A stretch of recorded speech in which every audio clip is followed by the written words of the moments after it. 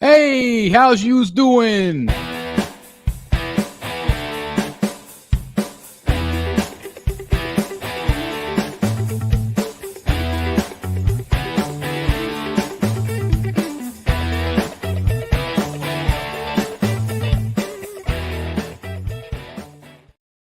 was the most blatantly, New York thing I could come up with. So there you go. Hey, it's Chris the Batman Statue Collector. Welcome back once again to Rogues Gallery Live. This is episode number 120. We've got lots to talk about today, of course, and also our New York Comic Con recap. Lots of photos to look through this evening. But anyway, welcome to the show, everybody. Right here is a fellow collector that joined us in New York for the very first time, leaving the state of Texas. And he handled it like a pro. Mr. JWR is in the house. How's it going, sir? I'm good. How are you? Doing all right. I see an amazing picture behind you. It is an amazing picture, but this, I wanted to make sure I got this on tonight for the show to celebrate. Took something home. Exactly. And you already are letting the cat out of the bag here because Eric B., congratulations to you. You just got your new YouTube plaque for 100,000 subscribers. So that's fantastic. Absolutely fantastic. Congratulations. Well deserved. Do you have it there so we can all see it? Is it out of the package yet? Oh, it's in my office, unfortunately. All right. Well, bathroom. That's right. Just right above the throne would be a great place to put it. But anyway, seriously, congratulations. That's awesome. Thank you. It's been a good day for you. You got a little plaque and you got a little art. Yeah, I met up with Jim Lee's handler. Took a nice long drive. Got stuck in a whole bunch of traffic today. But yeah, it was pretty fun. I got to see some new Jim Lee sketches that haven't gone out to people yet. So I got to see a whole bunch of artwork by Jim today. That's in Bayside, right? Yeah. Yeah, that's awesome. Albert took me on a little tour of his shipment of drawings that came in. Yeah, you were saying that Jim had some lengthy time period to get some commissions out to people, and so there was a pretty good stack. Yeah, made me feel a lot better that I only waited about 2 months compared to the people that have been waiting like a year. So yeah, I'd say 2 months doesn't sound too bad then, I guess. Yeah. This guy right here, unfortunately, did not join us, but we're still going to be working on you for MegaCon, my friend. We got Mr. Jeff Delaney from the Secret Sanctuary. How's it going? Going good. You probably have more luck getting me to New York than to Miami, to be honest. But not Orlando. Well, yeah, but I've never been in New York. New York sounds fun. You guys have this communal experience I didn't have. I feel a little left out. But this is what you could experience. If we could just get you to come, you will experience that as well, my friend. Yeah, I airport on Super Bowl Sunday. I don't know. That's true. I don't know. Well, we're not going to be flying Super Bowl Sunday. We'll fly the next day. Okay. We're flying Monday. I see. Okay. That's right. So we're still gonna twist your arm. I'm not gonna give up. I'm playing Super Sunday. Yeah, I'm not the smartest guy on the planet, so I'm just gonna keep going. So that's just it. We also have Mr. Billy Rios in the house. I'm going to say our guru tour guide for New York City. I want to give him a major thank you because that dude can navigate the city like nobody's business. So thank you very much, Billy. Yeah, my pleasure. It was a lot of fun. So it was funny because it is who I am. Like I've been navigating above and below ground in New York since I'm probably 6th grade. So that's like 12-ish, right? And I've always just moved very quickly. And so my Sunday morning, my wife was telling John, no, that's how he is. And as long as I can still see him, because she walks in the back too. So as long as I can still see him, I'm good. The minute he turns a corner, you better start speeding up because you lost us a few times. I was going to say in the subway specifically, like you darted down a pair of stairs and like all the three of us were like hurled together. Like, where the hell did you go? Okay, and you were completely gone. But I know by the time of day and the day, so it was a Friday, I know where the traffic is going in the subway. So when we got back from the Bronx and we were heading out, remember I turned to you, Chris, and I said, we're going to go to the left. Keep it tight, though. Like, because if we got separated there, it'll be no turning back, you know? Yep. I want you to stay right behind me. Don't lag, you know? And, it was just up, around, and then out. You want to just get to the nearest exit to get it. There's several, but you might end up in the wrong one. And, so, yeah. I mean, there's a A lot of years to get around without a subway map. I got like a subway map in my head. There's a method to the madness, is what you're saying. Yes. Yes. Well, and I also want to thank Eric for carting my butt around New York City as well. Can't thank you enough. And what? And Newark. Yeah, and Newark. Yeah, I was going to say, definitely an adventure. But man, I tell you, New York Comic Con, and I'm really excited to pick JWR's brain because this was his first time out of the state. Going from, I'm from the Midwest, just like JWR, I'm in Kansas. And to go from something like that, or even like, Dallas and Houston, they're bigger cities, but going from that to when you arrive in Manhattan, did your just jaw hit the floor? Like, is that the first thing you thought? Like, whoa. Basically, I was like, wow. I was like, okay, I get it. I get the appeal of New York. My favorite part was riding the subways. That was absolutely fun. And then chasing Billy the whole time, running, especially when he turned the corners, just running after him was really fun. The pizza was really good, but Manhattan at night, Times Square at night, it's really, really good. I get it. I understand why so many people move to New York City. We were in Times Square earlier in the day, which was great. But I'm so glad that we hit it back at night because it's a whole different vibe. It's just electric, there's lights everywhere and people everywhere. Smell of hot dog carts, it's just a really cool experience. And I'm really glad that we made it back that way. It's like, I didn't know what the plan was. I knew what we kind of wanted to do. But it was such a fun evening for sure. And of course, that was my favorite day. I said that to you guys, like that was my favorite day, where we got to hang out outside of the con. We got to have dinner with Chad, and that was really cool. And just being able to hang out and do that kind of stuff, a magical love buggy ride for me and Eric. That was unexpected, but it was definitely a highlight of the night. Strangely, as Chad pays for our little ride back to, where were we going? I don't even remember. Like, we were going back to the subway or the train station. What's funny? You know how they tell people to stay away from the people handing out the CDs. So afterwards, the day after it might have been, or I don't know, I was on the New York Comic Con Facebook page, and a lot of people were warning people stay away from those guys with the buggies because they'll do the same thing. They'll give you a ride and then tell you that you owe them $200 or something like that. I think it was like $10 a minute or something like that. Yeah. So yeah, don't go on those if you don't have money.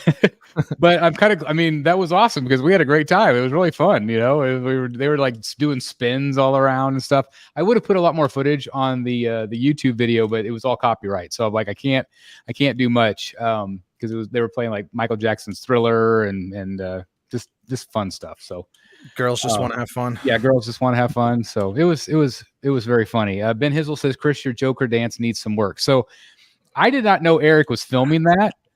I was just up there dancing. I was just having a good time. I was like trying to remember kind of like what it looked like. And of course, thanks to these guys for constantly making comments today. What was that guy doing in the background? Well, so that guy literally... That was our photographer. He was our photographer. He was kind enough. He was just there. I don't know what he was doing. I think he maybe had a bike or something. I can't remember. But anyway, we're like, hey, would you take our picture? So we did all of those, really cool, step photos, which I absolutely love. And then, we go up and take a few photos. And then I start walking down and he actually goes up to like the middle platform and he just takes a pee. So that's what he's doing up there in that video. He's just taking a pee up there on the steps. I'm glad he took the picture with my phone first before he did. Me too. But yeah, it's New York, right? But at least he went a good little ways up, though. That's right. So anyway, I do thank Eric for capturing that magical moment of me dancing up there. So in slow motion, mind you, that was pretty great. Yes, it definitely was a little intimate with me and Eric. We were just laughing our asses off as. These guys are crazy, by the way. Like they zig and zag between cars. There had to be that much clearance at one point to a car. I don't know how we fit through, and I don't know how we didn't hit him. But these guys are crazy. They're kamikazes. And but yeah, it was really, really fun time. So yeah, what do you guys want to talk about with New York? What do you got? What do you want to talk about? There was a lot of good things, a lot of funny moments. Let's talk about them. Well, before we do that, should we start with just JWR showing up to the convention, or what he thought was the convention? Before we get started on that, when you know how people always ask us, first time con goers, what should we bring? This and that. Do you have any advice for us? And we tell them about the shoes and the bag and this and that. So maybe, have one of these before you go in. All right. Or like an airborne or something like that. Consult your physician before starting any supplementation, by the way. It's funny. Hold on just a second. Yeah. It's funny because I did not take anything like that. I was stupid. I didn't take any sort of vitamin D or anything like that. Yeah. But apparently you did, Billy? I did. And he's the one that gets sick. I don't know. I have no, what is that? My son had a walking pneumonia. We didn't know it because he was walking around and he seemed fine, but he's a tough little nugget. And so I don't know. It's funny because I got through it. And then when I slowed down, like Sunday was bad. And like I said, my wife had to drive Josh to the airport. And then Monday, it was better. Tuesday, better. Today, I'm fine, Still kind of dragging. Yeah, fever was like 101 at one point.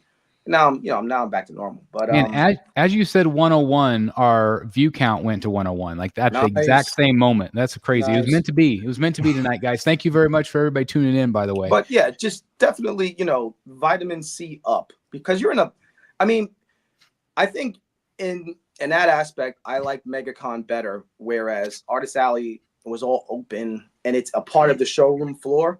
Whereas the Javits Center, it almost feels like you're in the basement. And I guess you are. You are. There's no windows down there.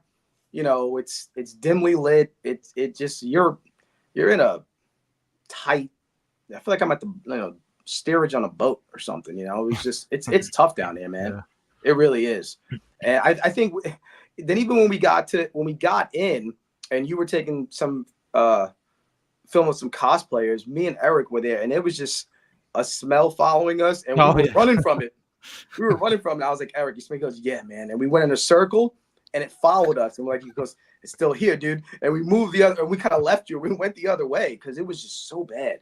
I hope it wasn't me. It could have been. I could have been all sweaty. No. You were off. It was behind us. It was in front of us. Then it was on top of us. It was crazy. It was crazy. But yeah, just vitamin C up to and get your immune system at its peak. Before you get, there's thousands of people in there. I was going to say it's literally a petri dish, is what it is. Like you are trapped in this big, giant, domed building, with just, wall to wall people. Shoulder to shoulder people. It is crazy, and it was busy. I think it was even busier on Thursday. At times, like it was crazy because we said that maybe it would be busier because this is the day that they have all the exclusives, like all the stuff that people want. Like I could care less about that stuff, unless you're just, wanting to flip it and stuff like that. I understand that. But I was there for the art. I was there to meet the artist, get some signatures for my cowl. And again, I would love to tell that story about Clay Mann if you. Oh yes, we could definitely do that. I was there for both what happened to Chris, and I was there for what happened to JW. So I have to give shout out again to Eric, who got my cowl done in time. You could see it was well signed for sure, which was crazy. It just goes to show you how many people that we met. But so again, I want to give Eric major thanks because this would not have been done even close if it hadn't been for him. So again, thank you very much. No problem. And yeah, we got all these great signatures: Jim Lee, David Finch, Fabok, Jimenez, Lieber Mayo, all of this stuff. Even one of my favorites is the Scott Snyder right there. We did the Batman. But yeah, this is Clay Mann, or is it? So Eric, you want to tell the story of the faux Clay Mann? Yeah. So like Chris said, we had a mission to get our cowls signed. I had one too. So we're walking around the convention during the day, meeting all the artists, getting our cowls signed. And mine was filling up a little bit quicker because I already had mine, started before Chris. So we get to Clay Mann's booth. And I was like, you know what? I don't think I'm going to get Clay Mann's booth just because I'm running out of space. So Chris gets his cowl signed by Clay Mann. And then we go on our way, hanging out throughout the day. And then later on that evening, or maybe it was the next day, we come back downstairs, and this time we're with Josh and Billy at Danny Earl's booth, which happens to be right across from Clay Mann. So Chris says to Josh, he goes, "Hey, why don't you go over to Clay Mann and get your artwork signed?" Because he's been collecting signatures on his artwork.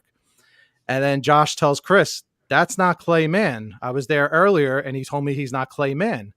So now Chris and I are looking at each other like, "What do you mean? We know that's Clay Mann. We were there earlier. We got his signature." I was like, maybe he's just messing with you and saying he's not Clay Mann. So I'm like, "Josh, pull up go online, pull up a picture of Clay Mann, and let's double check," because he was like 5 feet away from us. So we go on the internet and we're looking at Clay Mann, and we're like, examining it next to this guy about 5 feet away from us. And we're like, "That's definitely Clay Mann." So I'm like, "Josh, come with me. I'll walk you to the table and we'll go get the signature." So Josh walks up to the table and he's like, "Hey man, excuse me. I'm sorry if I offended you earlier, not knowing who you were. I just really would like to get your signature." So now the woman sitting next to him is like, "He's not Clay Mann." So now I still think they're joking. I think they're still messing with Josh. So I'm laughing at this whole thing. And I go, "Haha, funny. No, for real. We just want to get your signature." And now Clay Mann says something. Clay Mann goes, "I am not Clay Mann. I am his twin brother." So again, I'm still laughing. I think they're I think it's a rib. I know they signed Chris's cowl earlier, so I'm laughing. And they charged me $10. They charged me $10 to sign the cowl. So I'm like, "Hi, that's funny." I was like, "No, seriously, we want your signature." He goes, "Listen, I've been getting this for like 40 years. I'm his twin brother." And then he had to get back on the phone. So now Josh and I are looking at each other like, I don't know what just happened. So we walk back to Chris, and I'm like, "Chris, you're not going to believe what just happened. The guy is telling us he's not Clay Mann. He's saying he has a twin brother." So now I'm like, "Josh, go on the internet. Let's see if we can find info and see if he has a twin brother." We're Googling this guy. So then we're Googling him again. Josh looks it up, and lo and behold, he does have a twin brother named, what was it, Sean? Sean Mann. Sean Mann. Seth. Some man. I kept calling him Seth. some man. So That's man. Seth so Mann. now we're like, "Chris, who signed your cowl? Was it Clay Mann or was his twin brother?" Because I could swear that he was wearing the same clothes earlier that day.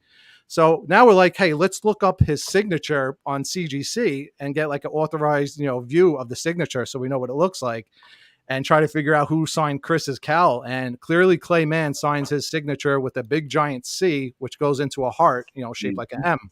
So I'm like, "Chris, I think Sean Mann signed your cowl," which is weird that he didn't say anything to you, but I think you said maybe he did tell you, you weren't paying attention. I don't know. Like his handler said something to me, and I wasn't clear on what they said. And now in retrospect, I bet you they said that this is Sean's brother or something like that, or Clay's brother or something like that. I don't know. But again, when you're in that situation and you're distracted, like I was filming, it's noisy, and like I have trouble hearing a lot of times anyway. And in those loud situations, I've got tinnitus in my ear. So I don't know what it was, or if I just wasn't paying attention. But clearly, I spent $10 on Clay Mann's brother's autograph. But still, that's not right. But he is an inker, though. Like he is an inker. So, I thought if I ever do meet Clay Mann again, it's funny because the thing that I feel the most stupid about. No, it's not your fault, though. Who knew he had an identical twin brother, and he's sitting at a booth that says Clay Mann behind him. It doesn't say Clay Mann and Seth Mann. Well, this is going to make it even worse. I said, "Hey, I'm the one that bought your large Mask of the Phantasm splash page from Essential Sequential," and he's like, "Oh, that's so cool, man! Thank you very much." It's not him. Maybe he inked it. I don't think he did. That's funny. So yes, Lucas, you're right. He is the evil twin brother. So yeah, Chris, people will take your money for any reason at New York Comic Con. I think you're probably right. But how funny is that? Like I had to tease Chris after that. I was like, "Let's go get Joshua Fabok's signature next. We'll get everybody's brother on the calendar." How many twin brothers we could find at the show? Just so funny. But yeah, that was definitely memorable. And again, that was a long way to come around. I think you had mentioned something about how Josh felt. I don't remember what the question was now. Do you? When we first got there, Josh thought the subway terminal was the convention. So like the place that we parked was this terminal, and it the parking garage, and it had like this big mall type thing. And so we arrived, and that was Josh's first day. He's like, "Is this it? Is this it?" He was like, "This place is massive. Oh my god, it's incredible." I was like, "Wait, do you think this is the convention?" I was like, we eat here. It's like the Bus Depot Mall is what it is. So yeah. And then of course, we made our way down through the city. And what was your impression when you first got in that big glass area? I mean, that just the opening alone is insane. The opening, I mean, it just hits you right in the face when you walk in. You're like, okay, this is New York Comic Con. This is what everybody travels to see. And all the cosplayers, when you first walk in, it's just incredible. And you could literally spend like 10, 15 minutes just as you first walk in, just looking at all the signs and all the cosplayers and everything like that. And that area changes every 5 seconds. Like there's somebody walking through there, tons of cosplayers. It's great lighting because it's just this big glass room. And there's even like an outside area, which I got to spend a little bit of time because about halfway through the con, I realized a couple of things. Number one, my Osmo Pocket, I had left the case, the hard case, I think at Sean Murphy's booth. And I was actually going to talk to him that the next day or that day later when we found him upstairs, but he was talking to somebody. And then I also somehow managed to lose my debit card. And so and I was going to make a purchase. And so I had to go outside and try to find some place that was quiet and get my card frozen and canceled. So that was that. So if anybody finds my card, congratulations. Thank you. But anyway, no charges were done on it. Thank God. But it was a couple of crazy things. But again, long story short, it was kind of cool the way they have that big outdoor area too for cosplayers to hang out in. I think they had maybe some food trucks, and whatever weird other stuff. Like there was like a McDonald's booth or something. I don't know. We didn't check any of that out really. I heard McDonald's was giving away free food. Where were we then? I don't know, because people were getting mad. They were like, how could you do that to the food trucks? You're taking away their business. McDonald's supposedly was like just throwing away free food to people. Oh my gosh. Ben Hizzle says, Chris, your footage looked great. Thank you very much. I was really overall really happy with the Osmo Pocket. I feel like the 4K looks way better than anything else I've shot before. I still could not figure out the dang gimbal half the time. Like sometimes it would be zooming in and out with the button. And sometimes with the button, it would be panning up and down. So I had some weird shots of people. I wish I had practiced a little bit more with it. But I thought it was really great. And I also thought, Eric, your stuff looked really good as well with your camera. Yeah, not too bad. Yeah, not bad at all. So definitely check out All Things Art for some additional footage.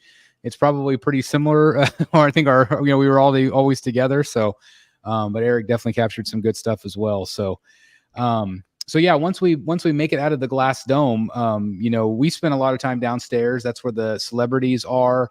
They actually did a really nice job this time of having like 3 separate sections, where the first section was all like celebrity tables, and then in the back before is where they had all of like the professional photos, but they got rid of that this year.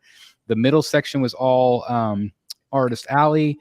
And then the third section was all the professional photos. So I think that worked out really good.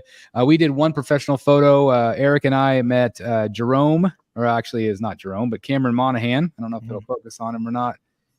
But from Gotham, he played the Joker. And there's it. Maybe a little clearer. So that was really cool. Eric, do you want to talk about that experience? Yeah, it was, basic celebrity experience, somewhat quick. It was cool though. I think he gave us like a fist bump or shook our hand. I forget which one it was. I think he shook our hand and then gave us a fist bump because I forgot to fist bump him on the way out. So I left the Joker hanging. I had to run back. I'm like, sorry, man, fist bump. I thought he was nice though. He was very friendly. Put his arm around us, took the picture. Yeah, it was cool. It's very, very, very fast. I said I got a wet handshake because I think he had just like dipped his whole hand in sanitizer. So like it was a very awkward handshake. But I thought how very Joker of it. It's just a slimy handshake was perfect for me. But yeah, Cameron Monaghan was awesome. You never want to sit there and start like talking to them for like too long because you don't want to hold up the line and Well, that lady, the camera next. Yeah, it's quick. Next, we could hear her outside of the thing, like saying that. So I'm like, whoa, they're really going through pretty quick. Jacob T says Eric B is surprisingly tall. Yes, yeah, everybody. Josh is tall. Everybody sees. I'm like, wow, I didn't realize Josh. I think Josh is taller than me. Maybe so. And I'm the one that's shrinking, so it's all good. I think at this point I might be somewhere between 6.5 feet to 6.1. I don't know, somewhere in there at this point. So Delaney, you're still going to take it. But with Cameron, yeah, it was just cool seeing him in person. You see these people on TV, and then to see them like in person, it was pretty cool. And then we were in the celebrity area, just trying to scope people out. We saw the Alfred guy, Billy, worked his way up. Who was that woman again? I forget. It was Marissa Tomei or something. Oh my God, this guy has the biggest balls on the planet that I've ever seen. He literally goes up. Like there's this giant line for Marissa Tomei, and the thing that we see from afar is she's got the glass thing in front of her, and like that sucks. Like in order to take a picture with somebody with glass in front of them, like that sucks. Now she doesn't do that backstage in the professional ones, but she did it up front with the masses, and I kept thinking, well, maybe that's because you're face to face, and you know maybe if somebody sneezes or something. But if you're like the professional photos, you're kind of like cheek to cheek, like you don't really talk to them much, so maybe that's why she does that. Anyway, so you can like kind of like walk between the aisles, so you can actually kind of walk up and see these celebrities up close, which is cool. Most cons that I go to have like all of these photography signs, like no photography, no filming, no nothing. Well, they didn't have anything like that in New York. I saw no signs posted. Yeah, not much. So I actually considered that, but just to be respectful, I didn't want to film much of that, and so I didn't. But this guy, we're all three just standing there, and Billy just literally goes right up to her. There's a guy that's walking up to her, and that guy, as Billy's talking to Marissa Tomei, this guy's like, he's just kind of like glaring at Billy. And Billy has this entire conversation through the bank teller glass. Well, you explain your story. This is great. No, I just said, was a big fan, love my cousin Vinny, and I was like, I didn't know if I should just come say hi, or I was going to ask you if you could break a 20. And so she laughed, and she knew exactly what I was talking about. I was like, because, you got the Fortress of Solitude up. She said, well, you never can be too safe, sweetie. I was like, it's all good. So she was like, okay. I was like, all right, stay safe. And I knocked on the glass. So that was not the only time we saw big balls from Billy, but we also saw big balls up at the Ghost Machine booth. Which was crazy. So we were going to go up there and get our cowls, and we get to the back of the line. They say, sorry, the line's capped. They'll be here tomorrow sometime, blah, blah, blah. So we're like, it sucks. It's like, oh, we'll come back tomorrow. It's really hard to coordinate anything. It's hard to coordinate, a fan meetup. It's hard to coordinate anybody being anywhere at the same time. So anyway, we're standing there and we're kind of like watching Ivan Reyes and Jason Fabok. Jeff Johns was there. All the guys that we met at the Ghost Machine dinner. Yeah. And basically we were filming them. That's why. Yeah, we were kind of filming them a little bit. But we were just kind of standing there. And again, it sucked that we couldn't meet him. But there's this little gap. There's this one guy that's not paying attention. There's a bunch of artists that we didn't want signatures from. I mean, they're great, but we just didn't want them on our cowl. We wanted specific ones on our cowl. And so there was this guy that wasn't really paying attention. So there was this gap. Well, Billy just goes and fills the gap. That's what you're supposed to do for gaps. Yeah, he just fills in the gap. And so then I filled in the gap in front of Billy, and then Eric filled in the gap in front of me. And I was just filming. I don't know what you guys were doing. Well, I knew we can get Jason's attention, who definitely knows you by now. I was going to say he knows me. Yeah. Once we say hello, and we start talking, I said, put your cowl on the table, just put it on there, and we just threw our stuff there. We're only seeing him, and then we saw Jeff Johns, but I mean, we didn't take anybody's spot. They just had to wait another 3 seconds. Yeah, they were 3 seconds. Yeah, 3 seconds. Yeah, so. Really, we just took the artist 3 seconds is all we did. We took the artist 3 seconds. But that's what they're there. They're there to sign. But anyway, I thought that was really cool. I also, those guys did remember us, which I thought was really cool. Doing the dinner, like even Jeff's like, hey, like Jeff John's like, hey, Chris, that's really cool. Because I think that night was special kind of to them as well, because they had never done anything quite like that. And so I think it's just going to always be memorable. And I know they had another one, and I think they had to cancel because there just wasn't enough people. Essential Sequential did one on Thursday night, kind of like the one that JWR and I did in Dallas. They raised the price to $750, so we passed. And that's a lot for a dinner, but you did get, art and stuff like that as well. But yeah, it was just crazy. Again, I salute the cojones is what I salute, Mr. Billy. Hey, you gotta fake it till you make it. That's right. Yeah. But it paid off. It really did pay off. So that was really great. So yeah, again, JWR walking into the actual show floor, like what were you more impressed with, the show floor or like the artist alley, like what, or just all of it? The show floor was more impressive than artist alley in a visual standpoint, but artist alley was better because it had all the artists that I wanted to meet for the longest time. Capullo, he was like a dream come true meeting him and a few other guys. So, and then meeting Fabok upstairs was awesome also. Yeah. And you got to do that on Saturday because your day was just Saturday. I'm trying to think. I said on the end of the video, I was impressed that Josh just like went off on his own and explored New York Comic Con, because there was a few times where like, where did Josh go? I thought we were gonna have to like babysit him and like cater him around everywhere. He was just go on his own, doing his own thing, which was cool. I bet we said, where did Josh go 30 times? I bet you anything. Because like especially at first, I'm like, oh crap. Like, you know, because like trying to find somebody in that mess was nuts. At one point, I don't remember why, but I had Eric's phone. And, that made me so nervous. Why did I have that? So we were trying to find Chad to give him the badge, and then I couldn't hear. So I said, Chris, you take the phone and see if you could hear. So now you have my phone, and now I couldn't find you. So now I'm stuck in the middle of the convention, New York, without any way to call anybody to see where anybody is. I was panicking. So in retrospect, because I panicked too. Like I'm thinking, holy crap, I can't find Eric. I have his phone. There is literally no way to communicate with 500,000 people. Like it's just nuts. So I think just now that I'm thinking out loud, I think anytime you are with a group, whether you it's got to create a meeting point, right? You need to say, if we get separated, this is where we meet. Yeah, I do that with my family whenever we go somewhere. I say, if we get lost, even though we have cell phones, like this is where we meet up. We didn't do that. We should have did that. Like I would think, like just meet in front of the stairs out by the cosplay area or something like that. Just like somewhere where everybody knows where it's at. But I was gonna say, like, just the sheer scale of this thing was nuts. I just always try to compare it to San Diego, which I always feel like is the biggest. MegaCon was massive last year. I feel like for some reason, I feel like this New York Comic Con felt even bigger than 2 years ago when I was there. I don't know why. There was a whole bunch of stuff that we didn't even get to. Like there was a whole section that we didn't even get to. Probably 2 sections, really. Did you guys feel that way as well? Like I just feel like I don't know. Like you guys haven't been to San Diego.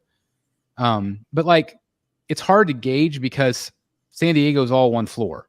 For the show floor and artist alley.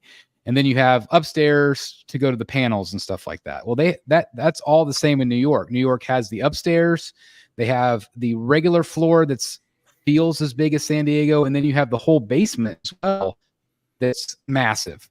I just don't know. I don't know which one is the bigger con at this point. I don't know. What did you guys feel? Am I freezing? Is he freezing? Anybody else freezing? Freeze. It's just Chris. Wow, that's been a while. I thought I wasn't doing that anymore. I think back to when Chris, you back, Chris? a little bit. I did freeze? Yeah, for a second. Oh, weird.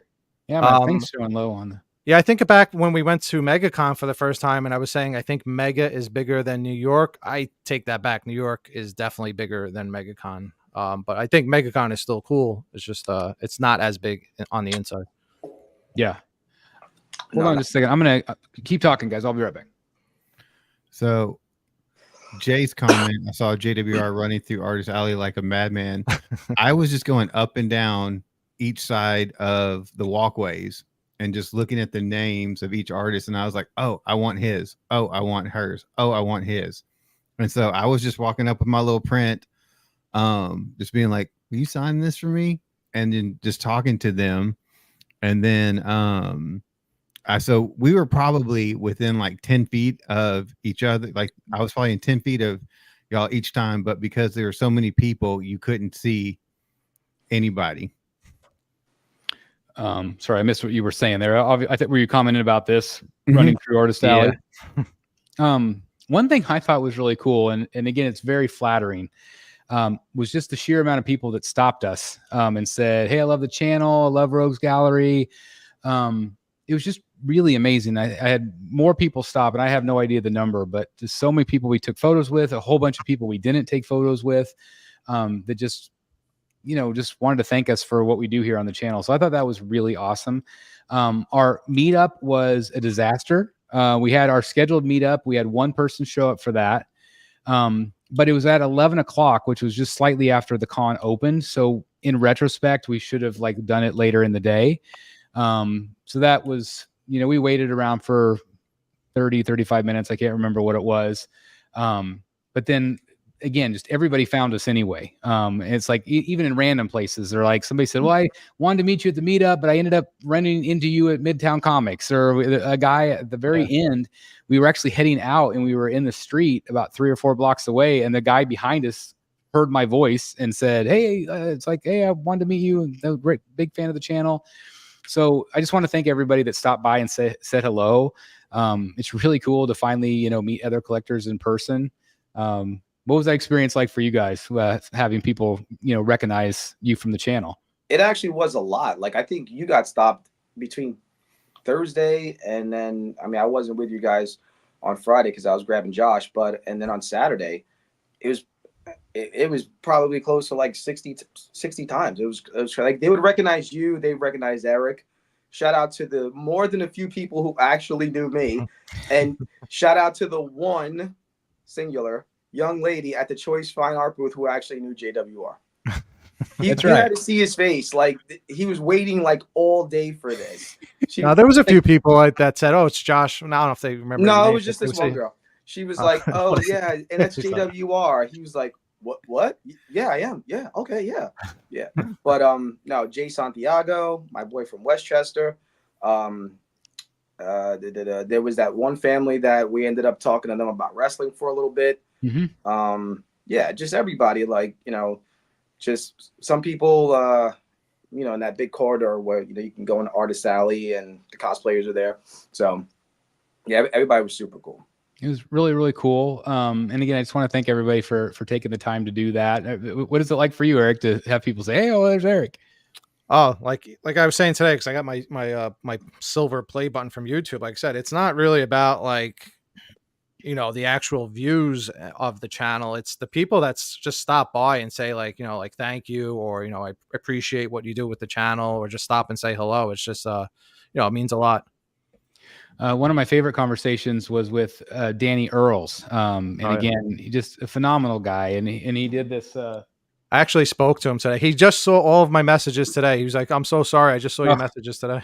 So he did this commission for me and for free, which was just absolutely incredible. So I spent a lot of money on commission. So that was just incredible of him to do that. He didn't have to. It's hard to find a nicer human being than David Finch. Danny Earls is right up there, man. Right up there. He is such a sweet guy. I put Finch, Sean Murphy, and Danny Earls. There's some people who, don't want to give you the time of day. And you know what? They're in a pressure situation. People are on them and whatever. And I get it, but David Finch and, then Danny Earls is we're just hanging out with a friend. He's, obviously watched the channel way before we knew even of who he was, He would watch it when me and Eric first met him. Yeah, he stopped us. I was going to say, that was a real moment. I'm like, an artist is stopping me. He recognized you. No, actually, he stopped me, and he asked me because I had the Brotherhood of the Bat shirt on. Yeah. And he said, "Are you guys on the channel?" And you were a little bit behind me. Remember? He goes, "Is that Eric?" I was like, "Yeah." And then we came over. I bought the Daredevil print off of him, and that's the year that we did the little interview with him. And he said he was a big fan of the channel. He wanted to meet Chris and all this other kind of stuff. And ever since then, man, he's just, just a super nice guy. He's a cool guy. He's always at the conventions. He's always very cool. His work is amazing. So I'm glad we discovered, Yes. I'm glad he said hello, because I probably would have never, noticed his work. Yeah, and Yep. I say I discovered him through you guys for meeting him, and I'm like, okay, I need to look up this artist, and he's phenomenal. He does just these cityscapes is what he's kind of known for right now, but he does really great work otherwise as well. But it's just he pulled me aside, and he just got right up in my face and said, I just really appreciate the community aspect, the positivity that you promote on the channel. It's just like I could feel like I'm getting goosebumps because like I could feel like how sincere he was, and that meant a lot to me because that's something I pride myself on with this channel is to be a positive place and be a community. And we talked about that quite a bit that last day about how all of us, every single person on this panel, met through YouTube, and we didn't know each other otherwise, and we are all friends. And it's all because of the connections that we make. And, Billy, you said it best the other day. Me and Eric went to the same high school. Did we? Didn't know each other. I still remember that. That's crazy, right? Yeah. And so, but everybody, every connection, every friendship is through this. And it's that's amazing. Yeah, it is amazing. That's the sign of the times. YouTube is the new TV. And, like, me and Eric are friends and everything, but, our wives are friends, like it just kind of trickles down. It's just, it's great. It really is. So, and then, meeting other YouTube guys too, we got to meet Darth Rashid, he came. Yeah. Darth Rashid was awesome. Awesome. Mr. X was cracking me up with his. See, now all right. So I got there. You guys were already off and running on Thursday. I had work. I got there a little bit later. You got called in.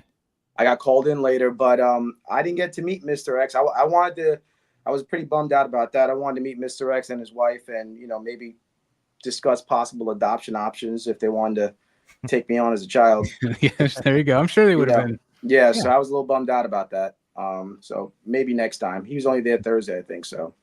I was going to say he was there on some business as well, so I think that he had to kind of pop in and out. Yeah, so I missed my opportunity there, but and speaking of that booth was amazing just to see everybody gathered around again the statues. I haven't seen that for a few years. That's what I wanted to talk about. I wanted to talk about that next. Just briefly, is this like I was the very first thing.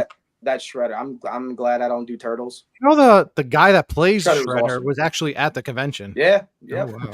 He took pictures with it. 1990 movie. Yep. They had this amazing position, like literally as you come in one of the doors, it was like 10 feet from the doors. There's a million people that are just standing there at this PCS booth. And I thanked Art Adams, who was there one of the days, as well as Collector Zone was there as well. And Marcos. Shout out to Marcos. Yeah, shout out to Marcos for helping run that booth. Toy Quest 101 was there helping out and doing giveaways and things like that. I did not get a chance to get a picture with him. I'm so bummed because we met him. It was Miguel. We met him 2 years ago and took a picture with him and his daughter. And so I did say, I said hi to him and gave him a hug, but we never got a picture. I'm bummed out about that. But we got the big giant picture of everybody. Yeah, we did. We got the picture all together, and it was really cool because that was not planned. We just happened to be there at that time, and so it was really cool. But like all of the hard work that went into that. But I told Aunt Adams, I'm like, we've been saying this for a long time. We get it. Why companies are trying to save money right now. Clearly, companies are at the point. And we'll get into this more over the next couple of months because again, I have a lot of inside information right now. But they're definitely streamlining who we're targeting as the collector right now. That has become blatantly clear. There's a lot of big plans that are in the works from numerous companies, and I think there's a lot to be excited about. But I did tell Ant that look how many eyes you have on your product. Like look how many fresh eyes, whether somebody's going to buy it or not. It gets them thinking, and it was just so refreshing. Not only was PCS there with a really great booth, but also Pure Arts also had a really great booth. We got to meet the owner, which was really cool. There's just this jack dude he had a Superman costume on all weekend, it looked like the movie suit. Like it was unbelievable. And he's like, what would you say? He's like 6'5". I don't know. He was like massive dude. Yeah. But he's the owner or the PR guy of the PR guy. Yeah, PR guy of PCS. And so I had a couple of contacts already through PCS. So being able to meet some of them in person and talk to my contacts. That was, what did I say? You keep saying PCS. I'm sorry. It's been a long week. Pure Art. Sorry about that. I met some of the Pure Arts contacts, and that was really cool just to be able to, actually see some people you talk to in person. And they had a really nice booth as well. But what did it mean to you guys to actually see and being able to interact with the art? Again, no glass, just statues out, kind of like it used to be. Well, Missed it. yeah.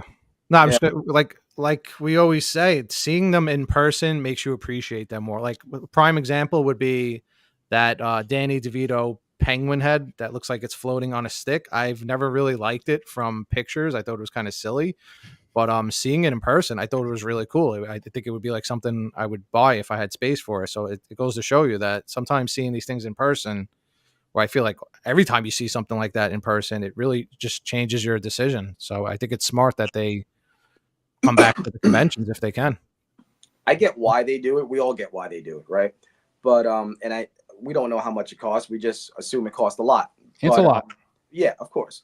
But every statue, 1/3, 1/4, you don't know. The camera really doesn't do them justice. 2D pictures don't do them justice. I remember the first time I went to New York Comic Con, Sideshow booth was huge. They had the Wolverine premium format, not even painted yet. And I'm looking at all these things and I'm just like, wow, like you have to see them in person. And just like, I think maybe it was Jeff, let's say you're just a Funko guy or you're a cosplayer or whoever. Maybe you don't know Sideshow, you don't know these statues exist, but you're at the con and you're walking the floor and you just so happen to pass by the booth and it just catches your eye because there's this big Spider-Man statue that's, 24 inches, 2 feet tall. And you're like, wow, that looks insane. And you're seeing this thing where you would not see it at Target or even your local comic shop. You can't go into a store and see these things. So this will be the only place you can physically see it. And you see it, and then you tour the whole booth the way they used to have it. And you're like sucked in. You're like, wow, these are amazing. And then you visit the website and see all the other characters, and it's like, that's it. Like, okay, now you have this new customer who maybe wouldn't even know to search for Sideshow or wouldn't even know to search for, a quarter scale Spider-Man. They wouldn't even know what quarter scale meant. They wouldn't know any of this. Yeah, when I first started, I didn't know what quarter scale was or 1/4. I knew dope Spider-Man statue. That was it. Right. It's the traffic of people who are not your customers that are just flying by, that just might be walking and are like, oh, and then you have them just flowing through the booth all day. And that's how the Sideshow booth used to be. It was just people in and out and all this other stuff. And then, okay, the box all has the website on it, right? SideshowCollectibles.com. You go on the website, start seeing all these things, and then you start pre-ordering a million things, and that was it. But I don't think they get that TV and pictures don't do them justice. And I'm going to defer to Josh. Josh, you got to see Eric's collection. Mm-hmm. You got to see my collection. Mm-hmm. You never saw a 1/3 statue in person before. Nope. When you saw our statues and you have 1/4 stuff. Yep. What did you think? I was like, holy shit, these things are massive. Did Billy allow you to go downstairs and look around? Yes, but I had to Okay. have my hands behind my back. I couldn't Once- breathe. were you Once able he to ponied up enough money. Were you able to breathe or make any noises? No, it was like This was the made me night put before. a mask on. I had to have gloves. It was a whole thing. Just to give you some context, there was explicit instructions for JWR to sleep in the corner on a cardboard pallet, It was Mhm. more of and a threat. he couldn't breathe or move because he didn't want to wake anyone up in the family. So we just want to make sure, and clearly you're still alive, so that's a good sign. Clearly it went well that night. Yes. Yeah. But just going through, like, seeing Eric's behind the glass, I got a visual of how big and massive they were. But going through Billy's room and they're just out open, like I looked at the Joker say cheese for what, like 20 minutes there, Billy? Mm-hmm. And then I was looking at the Hush Batman, the Hush Superman. The Hush Superman is massive, way bigger than anything I thought it was. The Bane, that one was incredible. But the Hulk from LBS. I have a picture of my fist next to his, and it's massive. And I was like, I get it. I get why 1/3 is so popular, but it's gorgeous. Like it takes your breath away. And I get why everybody wants to collect 1/3. You mentioned Joker Say Cheese. That's one that I constantly hear. Like, I had no idea how good this thing was or how massive it is until you see it in person. They did have one at Midtown Comics. They had one up there so people could see it, but it was really cool. Jeff Delaney. Yeah.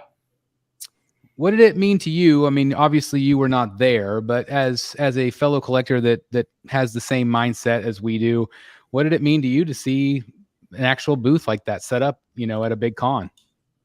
Oh, yeah. I mean, it makes all the difference in the world. I mean, when Sideshow was setting up at San Diego, it was the center of the convention center for me. Anytime I didn't have anywhere to go, I'd go back to Sideshow. So, and plus, you're talking to project managers, you're talking to sculptors, you're talking to other collectors. You and I, standing at the Sideshow booth, someone tapped us on the back, and it was John Pham from Prime One. I mean, things happen there that don't happen in other places at the convention. So, yeah, I miss that tremendously, and I grab at it anytime I can.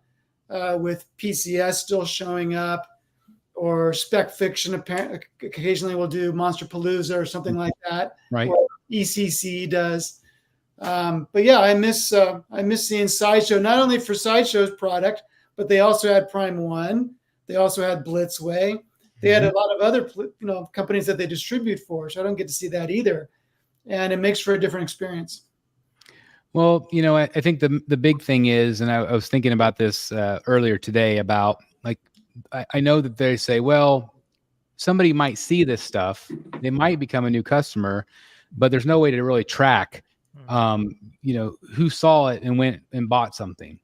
It'd be kind of cool if they did track it. Like if they said, if you buy, if you see something you like at the booth and you end up buying something, use this particular code, and maybe you get $5 off or something like that. But like maybe they could track it that way to see if it is paying off, if it does, if it is worth their while. Give them 10% for pre-ordering at the booth. Right, exactly. Yeah. I mean, that's the thing. Like these are the things that we have in stock. You can pre-order, or you can just get it shipped right today. Yep. And maybe they have done that in the past. Again, I don't want to like rain on Sideshow's parade, but like there was so many people at that booth. There was so many people constantly at the PCS booth. I mean, constantly. It never let up. There was never a slowdown. You're talking, multiple hundreds of thousands of people at this thing. In and out, going by and seeing the turtles and commenting about them and commenting about the big giant transformer Optimus Prime they had in the middle, and the weird wicker basket thing that they had in the back, which I thought was it wasn't for me, but I thought it was very intricate, very crazy. I had no idea what it was, but I was like, just like it gets people talking, it gets people excited. And so I tip my hat to them, because again, we understand why companies have scaled back on that kind of stuff, and it's just maybe easier to do it in your own studio. But it's that interaction. It's that interaction with other collectors. It's the interaction with the staff of the company. It creates this insane amount of goodwill, I think. Yep. And again, I'm getting goosebumps just thinking about it, because like that is what this community is. Like it's not just people buying statues. It is a community, and it is a networking system, friendship, community, advice, all of it. And I think it all matters, especially in a time where, people are not buying as much. But I think it's because the excitement, the cord was pulled from the wall in terms of excitement. I think that we used to get excited about pre-orders. We used to get excited about this, and this, and, being at the booth or seeing a booth tour at San Diego or whatever it is. And I think so much of that has been kind of taken away. So anytime we get a glimpse back of that again, I think it's very exciting for the hobby. Yep. And again, I didn't know what to expect. I kind of, whenever I walked into that place, I kind of thought, oh, it's probably going to be this like little tiny corner thing, and it's only going to have like 2 or 3 pieces. Yeah. No, it's a full-fledged booth for both companies. And so I thought that was just really awesome. So again, Pure Arts and PCS, I just want to tip my hat to you guys. And again, I would love to see other companies have the balls of Billy and just come out and, just let people see your product again, because I think Sideshow especially is putting out some of the best stuff they put out in years. Mhm. They have. This has been an amazing year for them. Amazing year for them. So And anything there's else? no new customers at Sideshow Con. Yeah, right. No new customers at Sideshow Con.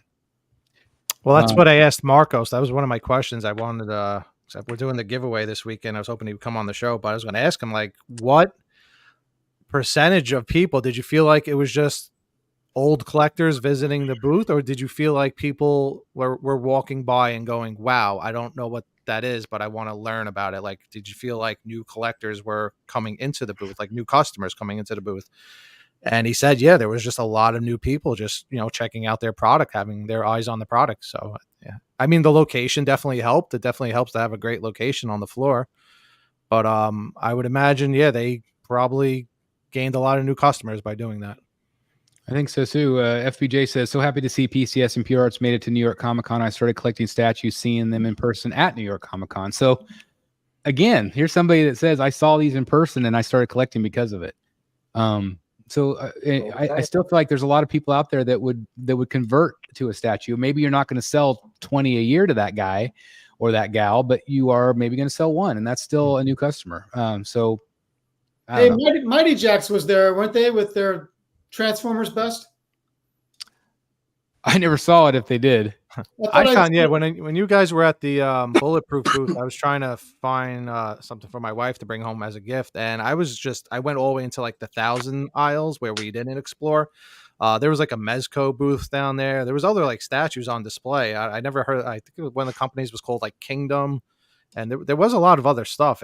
But again, it's like goes back to you gotta have a good location, I think. I didn't film the Gentle Giant booth. I don't even think I ever found it. I never filmed the Diamond Select booth, and I was there like 3 times. But like, it's just when you're in a situation like New York Comic Con. Oh, there went Billy. It's impossible to see and do everything. It is just impossible. So it's like Transformers bust painted for the first time. That's cool. I never saw it. Yeah, I was asking because I was curious if you guys asked about that Batman piece they've got coming up. My camera was weird. Joey says, I converted from hot toys to statues because of Sideshow being at New York Comic Con. So there you go. Joey says, Jeff, Mighty Jax was there and the Transformer piece was amazing. So there was a whole Marvel booth with like Marvel costumes and stuff. I never made it over there. But we were very busy in Artist Alley. We spent a great deal of time. Now, if we hadn't been on a mission to sign the cowl, we might not have been down there near as much. Whether it's just to pick up some art or not. We've met all the artists that we love at this point. Although, big deal at MegaCon, we got Gabriel Del Otto coming for the first time in years, maybe 5 or 6 years to the United States, and so he's going to be at MegaCon. And Bermejo. And thank you again for that. I keep forgetting that even happened. That was such a surreal moment for me as well. Before the convention even started, the day before. Thanks to Chris, I got to meet Lee Bermejo at his hotel in the lobby and just sit there and talk to him on the couch. So a lot of people have asked, like, how did you swing this, Chris? Did you contact this person and blah, blah, blah. This was just a personal favor to me. We have been in chat for the last 3 or 4 years. He came on the channel years ago and did an interview for me. He is a fan, and he is a fan of Prime One and what they've done for his statues. And so, he knew I wanted a commission at one point, and he basically said, hey, I have to stop in New York. My family's having an emergency, surgery in LA. And he said, do you still want that? Because he was going to do this for me at the con. He was going to do it during the con. I said, yeah, absolutely. And he said, he just worries that if he doesn't do it now, it might not ever happen. And so, again, I want to thank Lee Bermejo for doing this for me. This is a dream piece, cover quality without question. You guys saw it in person. Like it's just unbelievable how good it is. I do have my haul video going up tomorrow, so you guys can see it up in a little bit better detail in 4K. But yeah, so that Eric was nice enough to meet him, that was in his hotel. Which you didn't have to ask me twice to do. I'm like, I'm there. Yeah. So Eric had never met him, so it was like he had a chance to sit down one-on-one with Lee Bermejo and nobody else around and talk for just a few minutes. So again, I owe Eric again just for doing that, but I know it was a good payoff. You got to meet mutual payoff. Yeah. And he signed our cowls, which was really cool as well. Signed our cowls. So. That was really neat. Anything else? Is there anything else? I know we've gone an hour, guys. Is there anything else you guys want to talk about with New York Comic Con? Klaus. I really want to give a shout out to Klaus. He was such an amazing guy. I walked up over his booth and I was like, "Hey, Klaus, do you remember me?" He kind of looked at me and he was like, "Who are you?" I was like, "I'm your clothier." And he was like, "Oh, Josh." And he got up from the table, walked out to the alley and just sat there and talked to me for about 30 minutes. I just caught up what he was doing, what I was doing. He is such an amazing guy. Jake, Sean Murphy's handler. Jake. I walked up, said hi to him. He remembered me. Sean was like, "Yeah, I remember you." But Corin, who did the Lilith comics, was next to them. And I got to get my exclusive #1 by her signed. And I got to buy Sean Murphy's New York Comic Con exclusive Lilith cover also while I was there. So it was just really fun. But besides Klaus, there was one thing that made this con the best part for me. And it was getting my first commission from David Finch. No, it wasn't. It was hanging out with us. That's the best part of the con was hanging out with these cool Friday. dudes. That was Friday. Oh, Friday okay, was right. see, but yes, that was a fun moment to witness too, because I was looking at the two. I wasn't sure if you were about to cry or if David Finch was about to cry. I could swear he had a tear in his eye too. He was like, Josh was so like thankful and appreciative of what he did for him. He was like, and we got it all on camera. So if you haven't checked it out, check out the vlog on the channel. But even cooler than that, like afterwards, we're like, can we get a picture? And we're all standing, the four of us, standing there with Finch, and he wanted a picture of us, and so and he posted that on Instagram. So I thought that was really cool because he doesn't do that very often. He usually just does the art. So I thought that was cool. I think he kind of blushed. At one point I was talking to another collector and he was asking me about my Finch pieces, and I said, it's like, yeah, I think I'm like up to like 25 pieces, and Finch just kind of smiled and like looked up to me like, whoa. that's a lot. Josh, I don't know if I tagged you. You got they put you on the pictures on Essential Sequentials page, so you made it. They took my photo of me and Klaus together and they put that on there, and that made me really happy because I just, since meeting Klaus at the Dallas Fan Expo dinner, he's just one of the greatest guys. He's just sweet. He just loves his fans. He loves what he does. And he's just a great guy. And yes, I was like a kid in a candy shop. Yeah, absolutely. And again, congratulations on your Finch. I told you at the show, it's the best Joker I've seen of him do, or that I've seen him do. And it's just absolutely incredible. So congratulations on your Joker. Thank you. Absolutely. Anything else you guys want to add? Had a hell of a great time. Yep. Yeah, I'm sure we can go on forever, but let's move on, I guess. Yeah, I do want to thank 153 people watching right now. I really appreciate it, guys. If you would do us a favor, hit the like button. That does help us out. Also, if you haven't subscribed to All Things Art and also the Secret Sanctuary on YouTube, they would definitely appreciate your viewership. So thank you very much.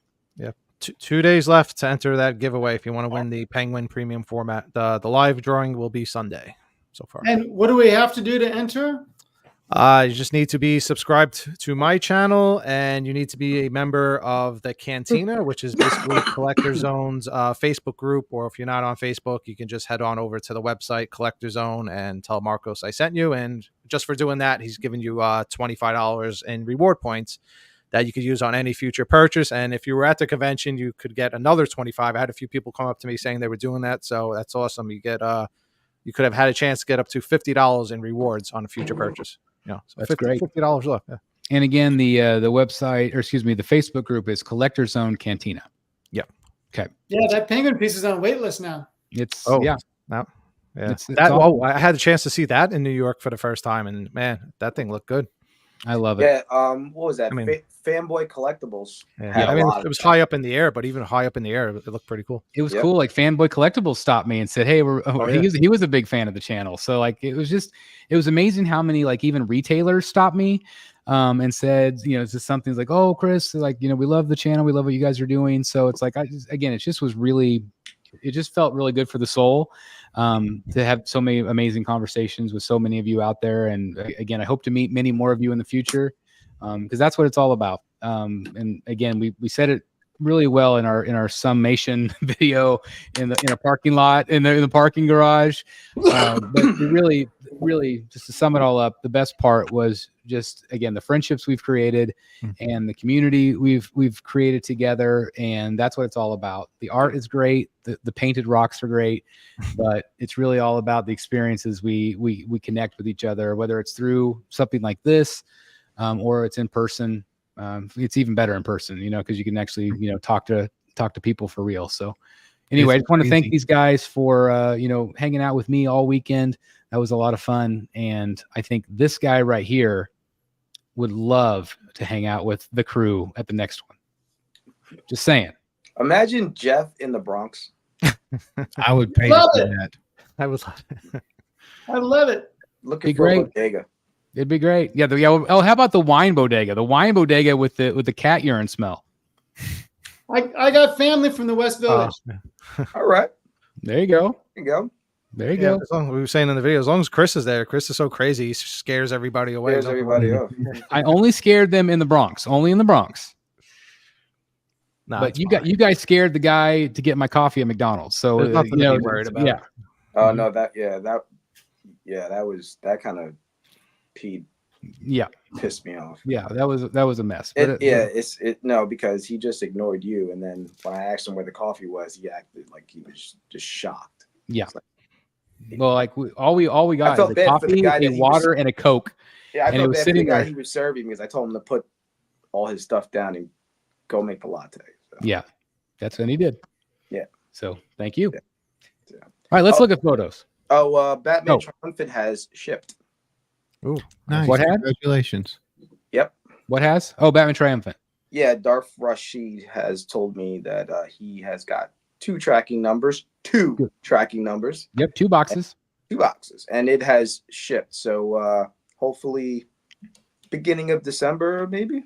Yeah, congratulations. We kind of figured it would hopefully be up by the end of this year. And yeah, Darth Rashid, cool dude to talk to.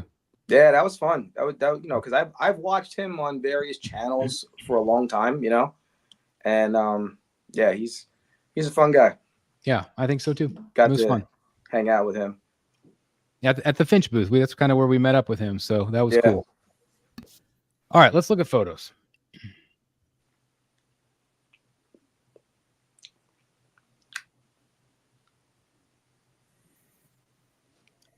All right. Just a couple. We got a few. It's been a while, huh? We haven't had a show in like 3 weeks. Yeah, All right. Can you see a Riddler? I Yes, can. you can. And All right.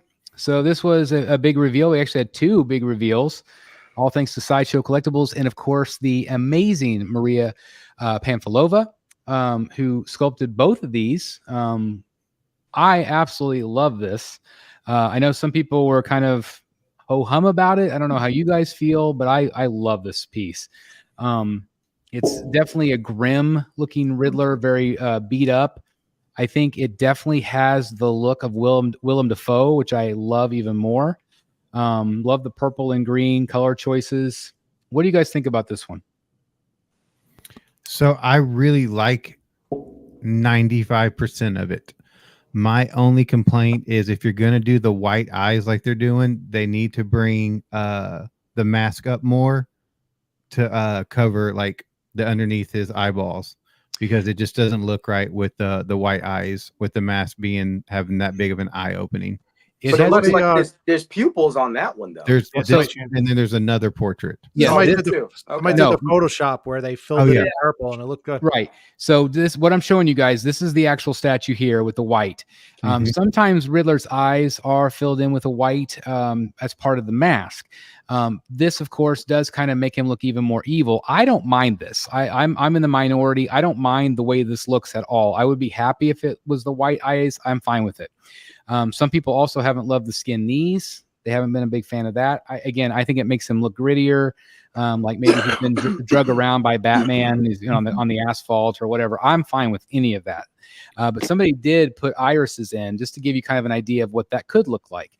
And maybe they could offer a second portrait. I don't know if they would be willing to do that, but they literally would only have to paint the eyes. This obviously is not up for pre-order yet. Also, somebody did a Photoshop, which I'm going to show you here in a second. But again, this is them painting. Doesn't that look like Willem Dafoe? I think it looks just like him to me. Yeah. But anyway, here's just a different angle. So this is the angle I would probably display it at, kind of that little slightly to the side versus the straight on like this. I really like the way that looks, just kind of pivoted just slightly.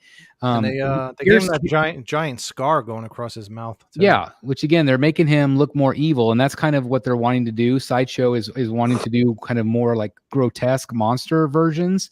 And I think that they just really nailed it. This was another Photoshop where they made the white part of the mask instead of having the droopy eyelid, kind of fill in the mask all the way. And I think that looks good as well. Mm-hmm. And so I actually reached out to the sculptor, and she responded to me. I'm going to keep those comments private for right now. But it was interesting to hear her take and kind of the way that they decided to paint. But again, I'm very, very happy with the way this looks. I think it's fun. I don't mind that he's seated at all. I think that's great. I think it looks great with the penguin. The penguin definitely kind of kicked off the way that they were going with this line. Again, penguin's very grotesque looking, a lot of like smudge and grime. But I love it. So what about the rest of you? Does anybody else love it and are going to pre-order it? Oh, I'm pre-ordering it. Yeah. Riddler has always been one of my favorite villains, so I'm like a person that's been waiting forever for them to do a Riddler, and I've always been worried that they were going to do something and I wasn't going to like it. And I think, despite like the few little nitpicks, I think it's perfect. I think it's a hard character to make, and I think that's why they just haven't done it yet. And I think they pretty much nailed it. I think it looks cool. What do you think, Delaney? I like it a lot. The eye thing does bug me. The only way I could justify it the way it is if I can train my brain to think he's wearing white contacts. Otherwise, it makes no sense to me at all. That's kind of what I thought as well, just to give him kind of an evil look. He's wearing white contacts. Yeah, I probably won't buy it. I'm more of a hero guy than a villain guy. And while I appreciate this grotesque line, I think I've mentioned on the show before that I've decided I like more beautiful things in my collection than grotesque things. You mean the beautiful ladies? Well, you know what? I don't just mean the ladies. I also mean, beautiful people. Beautiful people. There you go. Even beautiful monsters. There's something about Swamp Thing that I think just looks really, really cool. But when you take characters that we have seen previously looking normal and make them grotesque, it's not something that my eye necessarily wants to see in my display. I understand. I just want to go on record as saying that I can't think of a better looking Riddler than this. Like I love the way he looks. I love the pose. I love the color choices. I just think Sideshow nailed it. I mean, I've seen a few customs, and even when the custom groups try to do it, it just doesn't look good. I think Sideshow did an amazing job with this. He's not an easy character to do. No, and it's I don't know. I don't know how long they've been working on him, but the extra time has paid off. I also have a very strong feeling that they're going to continue to want to give us characters like this. And it's never more blatantly clear to me. Oh, there's the really scary Riddler right there. Thank God they didn't model him off of that dude. Why doesn't he have white eyes? I don't know. We should have had white eyes on that. It was like we should have photoshopped your eyes. Yeah, like we can show. Yeah, it's creepy. Anyway, my point is then the same day they revealed Man Bat. None of us knew this was coming. This is very exciting. They have not teased it. Since I did my hit or miss video, they have also announced during their video that the wings are going to be translucent. So I would assume a PVC type material because the light up feature of the bat signal will shine through his wings. I think more people are excited about this one than the Riddler even. Yep. I have one little critique, and I hope they fix it. That seam. I mean, I get it's a giant wing and they have to make it a separate piece, but I don't like that giant like hole where the fur is kind of overlapping. Because they said this was a 3D print, and now this is going to go into casting to get molded. Right there. I didn't even notice that. Eric. It's a big gap right there. I mean, I think they can hide that a little bit better. Like the right arm looks fine. I'm assuming the right arm probably comes off too somewhere, or maybe not. But Do you think maybe it's just because it's a 3D print? I don't know. They made it sound like I was listening to the video. They made it sound like this is set to go, and we're going to send it off for casting because they said we have a few of them that we just primed. To see where the mistakes were. So the fact that it was primed and they're showing it, I'm assuming they felt like everything looked good to them. The thing, this is going to be really dark brown, so it might hide the seam pretty well, being it's such a dark color. Yeah. If this was like bright orange or something, I think it would definitely stand out. But you can see the other seam line on the other arm now that I'm zooming in. I don't see that as much. I see it a little bit, but yeah, I think that they can just overlap that fur just a little bit more. I think it'll hide a lot of that. I agree, and maybe they could just tweak that just a bit, because I think that would make collectors really happy. And again, I think the arms are going to be a PVC material. I just think it's very cool. I would love for them to do maybe a couple different portraits, maybe a second portrait just to give it a different look. I feel bad. There was a custom man bat that's coming out, and so many people, I've seen comments like, "Hey, can I cancel it? Can I sell my pre-order of that one?" Because clearly people really like this one. Definitely modeled off of the animated series, but definitely Sideshow's own take. But I'm very excited about this. And again, to me, this really does tell me that they are targeting the seasoned collector, people that have been with Sideshow for a long time. They're definitely throwing collectors a bone, and I think this is just the beginning. And it also fits like into like Jeff collects, like a monster line. Like you could put this like with other creatures and monsters. Yeah. But I really like it. I'm definitely going to be ordering this one. Shocker. And isn't it cool? They're actually showing us the early stages. They didn't used to do that. Love it. I really like the new Sideshow. I think that they've done a really nice job of taking us behind the scenes, and just even the paint. I love the painting videos. And I know some people might be bored with those, but I find them fascinating, all that goes into making these things come alive. Just awesome. Mm-hmm. So this was from the Pure Arts booth. This was the Batman and Robin. I have to say, I thought this looked really good in person. Even like Robin's face has been critiqued, but I thought even in person, it didn't bother me at all. You guys saw it in person. What did you guys think? The Adam West looks incredible. I only saw the smaller version because there was a lot of people around this piece. I couldn't even get to it. So let me ask you this. Would you have preferred the 1/8 piece as 1/4 scale instead of this? Yep. Yes. Yep. I thought that looked pretty cool. Yeah, it did. I was surprised at the price of that one. Yeah, $99. $99. Yeah, that's pretty cool. It's pretty cool. One, right? And it looked really good in person, I have to say. And it's two figures. Like if this was just Robin on a bat hood, if it was another 10 scale company, it would probably be like 180. Yep. So I was really impressed with the price point. I actually, Billy was talking to me on camera, and he's like, "Whoa, it's only 100." And I didn't know. I didn't see the sign either, but I thought that was really impressive. Yeah. Cool piece. This is the Penguin they had on display, and like Eric said earlier, just looked really cool in person. Yeah, really cool in person. Again, not just to see like an individual statue in person, seeing it next to other pieces makes you appreciate it more too, because you kind of get an idea of how it might look in your collection next to other stuff. Just awesome. They had some of the Batman cowls and the Flash cowl. That was really cool because it lights up. Yeah, that was bright. That looks really neat. Yeah, super bright. They had some Lord of the Rings.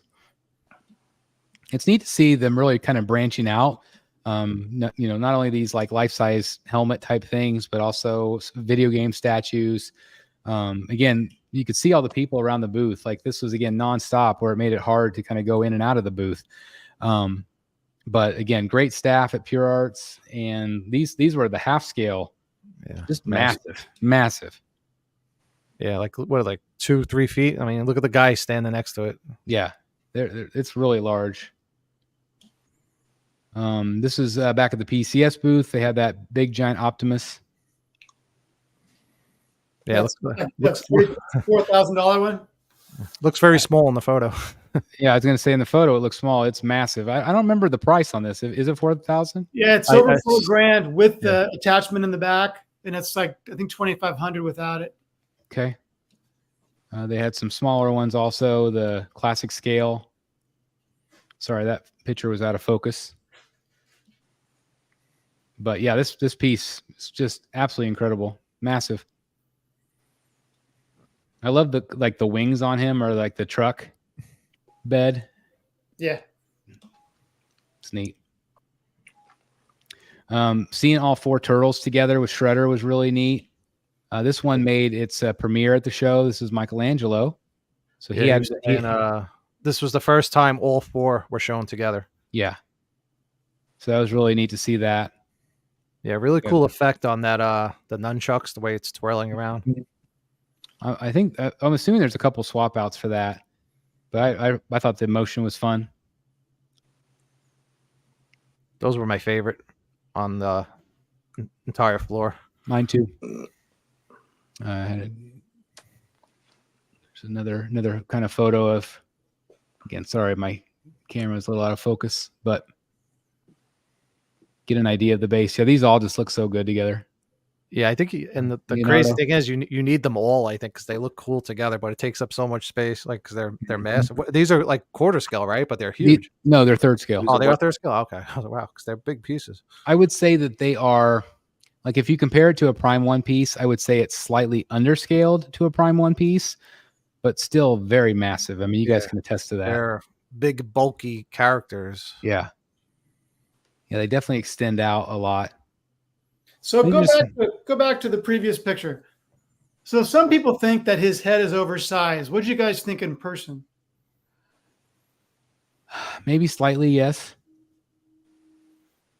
I didn't know that. I saw people making comments on Facebook. They didn't like the way the portrait even resembled him. I thought he looked cool in person. I mean, I don't study the guy. I don't know every detail on his face, but I thought he looked good. I think it looks like him. I don't think there's any question on who it's supposed to be. Yeah. But I mean, I think maybe the head could be a little bit oversized, but like I said, in person, I didn't really notice. Right. Well, definitely if they're going just by this picture is like taking like overhead and down, so everything like up top is going to look bigger compared to the just the perspective of the angle right now. Yeah, I should have tried to do some lower camera angles, but again, the advantage of being there rather than looking at photos. Yep, correct. 100%, Jeff. You bring up a great point. Again, it's just really cool to see a lot of these in person. That one was cool seeing in person. That one was cool. I thought Blade looked awesome in person. Mm-hmm. This Halloween was massive. This looks, it's half scale. It looks awesome. The pumpkin below it was really cool, Jeff. Yeah, they had a real one too, kind of glowing, and then they had the one that comes with it. Nice. It's neat. Then of course they had the Witcher half scale. I believe that head is silicone. I think. Looks like it. Yeah. But that was look at that thing. Just a massive piece. Mm-hmm. That one felt like the biggest of the show. This was at the Pure Arts. And then they also had this one, Assassin's Creed. Cool pieces. Yeah. Oop, out of order Riddler. A couple factory shots from Tweeterhead. I know the Elvira is either shipping or will be shipped soon. Superman also is on his way. Better have blue eyes. Better have blue eyes. This one I thought was really cool. This one came out a while ago. This is part of that new Sideshow Mythos line. And people didn't really love kind of the flapper Harley look. Mm-hmm. But they're now offering a second portrait. I think the second portrait's beautiful. I think Sideshow portraits just makes the statue. It completes it. And kudos for Sideshow. They've been listening to the fans' feedback on everything, and they've made adjustments to, like, with the Batman, the Superman, and now this one. Yeah. So kudos to them for listening to their fans and their buyers. It'd be interesting to see if they do that with the Riddler now. But I'm in the minority on this one. I actually love the first portrait. I like how crazy she looks, and I don't really like the second portrait. I feel like she just looks bored, and he's like all crazy looking. But I don't know. That's why we have options, right? Not everybody loves everything. That's right. Absolutely. But I just thought it was cool that they're offering it. I mean, obviously, Sideshow's job is to sell statues. And if they want to sell this, they did the right thing. They listened to the fans. Very smart. It makes me like it even more. It's starting to grow on me. Do you remember, was this a quarter scale? Yes. Um, or fifth? I think it is a statue. Oh, it's one of those non. Correct. Yeah. Okay. Does it come with those teeth next to is that like a proximity piece? I don't think it I just comes. noticed with that those. now. I don't think it does, but I could be wrong. This was a surprise this week. This is the Frankenstein's monster, and this is the black and white variant. They already had an out of the box video, so I don't know if that means it's going to ship soon. Yeah, well, they gave themselves a window of November to January. Okay, but I actually like this one even more. I love the black and white. I actually decided I prefer the first one myself. You like the first one? Well, you can't go wrong either way. Yeah. But I thought this was really cool. Same exact statue, just a different paint scheme. But I would assume only 100. Yeah, I was going to say only 100, and I would imagine that they'll do that with all of them. And then so Jeff, if you want to, Jeff posted in his group they're most likely doing more. They had another font teaser. Well, they had a teaser, but they did. I don't know if you saw my comment. They sent out an email, but it wasn't for a statue. I think it was like an art print or something from Universal Monsters or something. It had something to do with it's an Olivia Bride of Frankenstein print. Yeah, that was it. Yeah. All right. Well, we'll move on. Again, there is a pulsating light effect, which is nice. Very cool. There's what it looks like kind of in normal light. Great piece. Yeah, it's cool. Great piece. You know what? I would have been tempted if it had been one of those variants that ships immediately. That's one fun thing about Spooktacular in the past is that they often had variants that were in stock shipping today, and that was always like, oh my god, gotta get it. It's like high pressure sales. Yeah, totally. Yeah, but it also lets you figure out, hey, I like the original one better. You know. So I looked at this picture to decide which one I liked better, and I can see the detail more in the colored one, and you can see kind of blood where the pieces were put together, and I don't know. I prefer the color one. I feel like you definitely get more detail with the color. Yeah. I mean, especially around the stitching. Yeah. Is there a price difference? $10. $10 more for the black and white. Oh, it's more. Wow.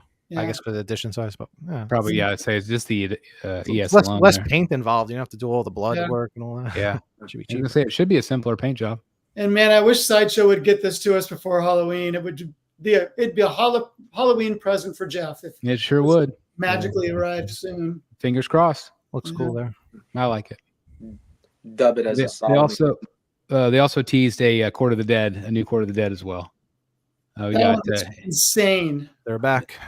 It's really cool. Yeah, they're back. Of course, Anna, has always been in charge of Court of the Dead, and she always brings a lot of excitement to this lineup. Of course, we have Amy back here as well. But it's just really cool to see something new. I know that there's still a lot of Court of the Dead fans out there. I know that it's Sideshow's original creation, and so I'm excited for those collectors. It's been a minute since we've had anything new from that lineup, and so I'm excited they're doing some new stuff.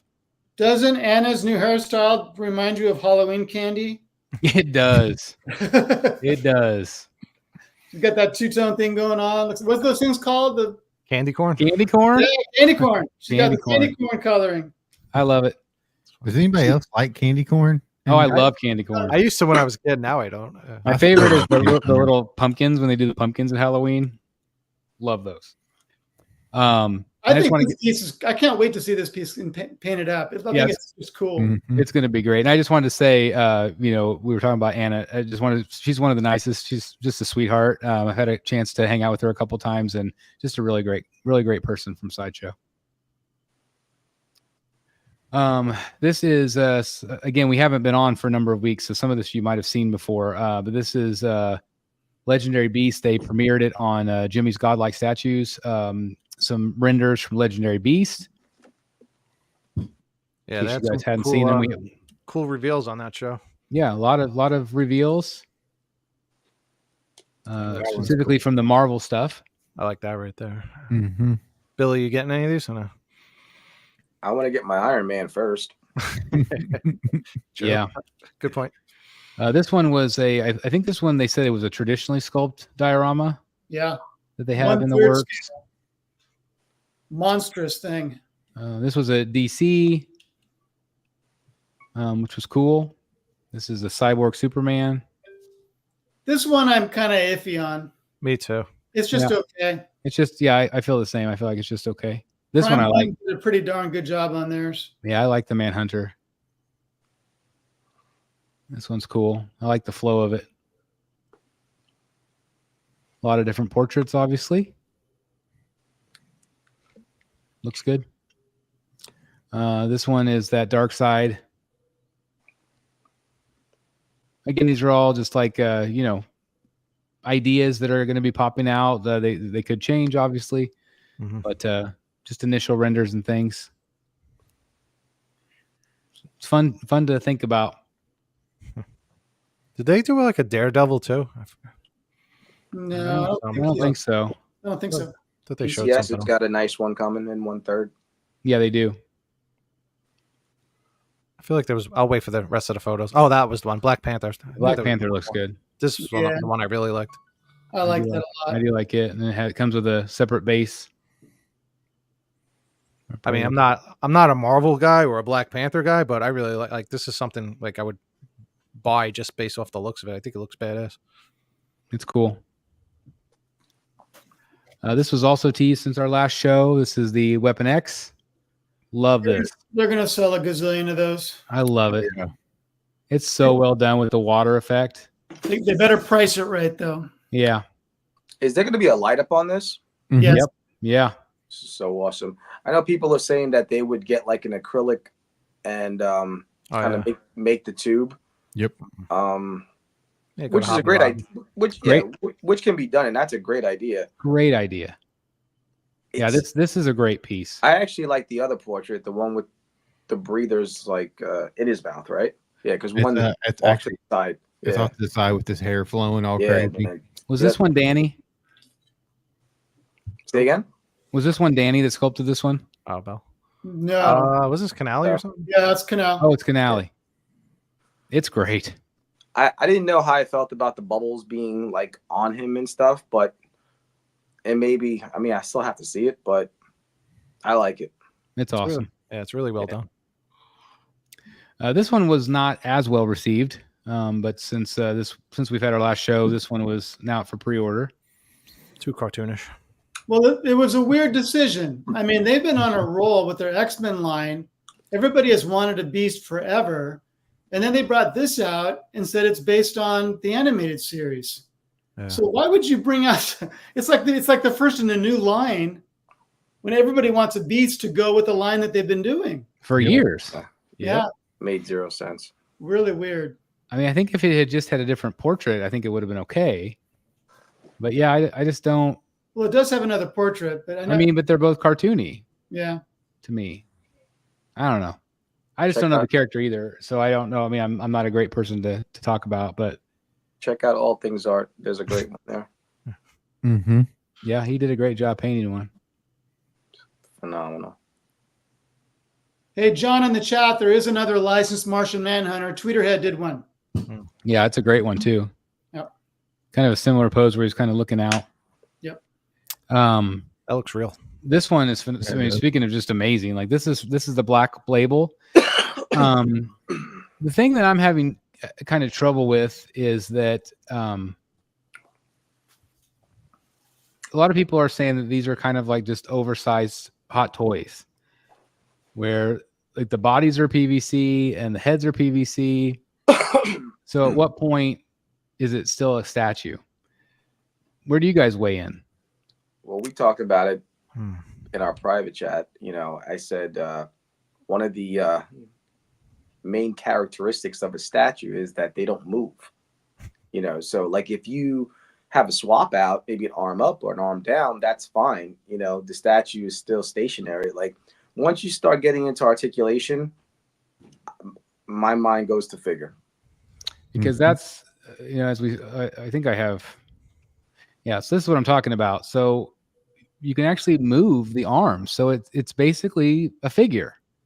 And so it's hard because you're paying statue prices for a figure. It's basically like a larger quarter scale Hot Toys where you can pose them and do different things. That's what it is. I don't know. I mean, that's what it is. It's interesting because I mean that definitely switches up the game of kind of like this gray area. Some people will be bothered by that. No, there's nothing wrong with that. I mean, there are Hot Toys has made a few 1/4 figures. You know, there's a Dark Knight, I think, right? Right. So, and that's fine. They look great too, but it's not a statue. But it looks great. Looks great.